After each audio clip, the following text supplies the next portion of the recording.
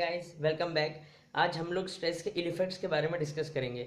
जैसे कि आप सभी को पता है कि स्ट्रेस देने से ब्लड प्रेशर राइज होता है, और ब्लड प्रेशर जब राइज होता है तो आपको पता है कि जो ब्लड है वो आर्टरीज से फ्लो होके डिफरेंट ऑर्गन्स में जाता है बॉडी के। स्पेसिफिकली अपन हार्ट की बात करें तो 3 आर्टरीज रहती हैं जो हार्ट खुद के लिए रखता है, जिसमें से ब्लड और ऑक्सीजन उसके पास आता है।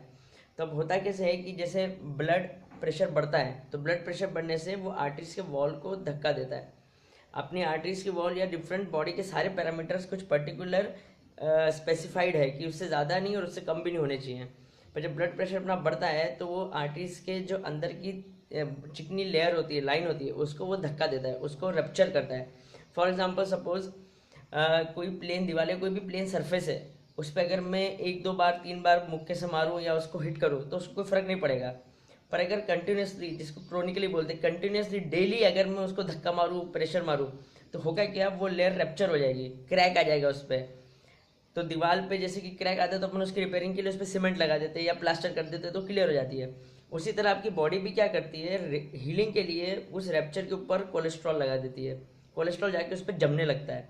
पर उसका इल इफेक्ट क्या है कि कोलेस्ट्रॉल जमने लगता है तो वो जो लेयर है वो थोड़ी ऊंची हो जाती है। तो उससे क्या होता है, जो आर्टरीज की विड्थ है वो कम होने लगती है।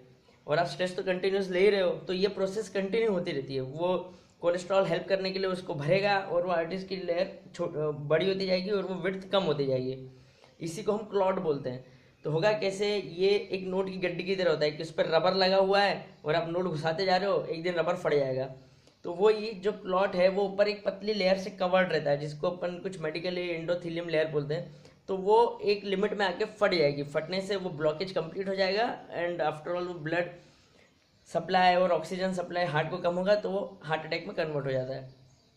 तो इसीलिए सिंपल तरीका लाइफ का ये है कि भाई स्ट्रेस कम लो, जितना हो सके कम स्ट्रेस लो और फिट रहो, एक्सरसाइज करो। ऐसा वेल डॉक्यूमेंटेड है मेडिकली कि जो लोग फिट हैं, जिन लोगों में फैट की कमी है, जो लोग मस्कुलर है, वो लोग स्ट्रेस को ज़्यादा हेल्दीली और इजीली और अच्छी तरह से हैंडल कर पाते हैं। सो गाइज, स्ट्रेस लेके कोई फ़ायदा नहीं है।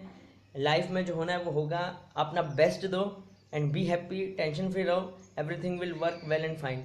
गाइज, लाइक, सब्सक्राइब और शेयर करना मत भूलिएगा। Thanks, see you later in another video.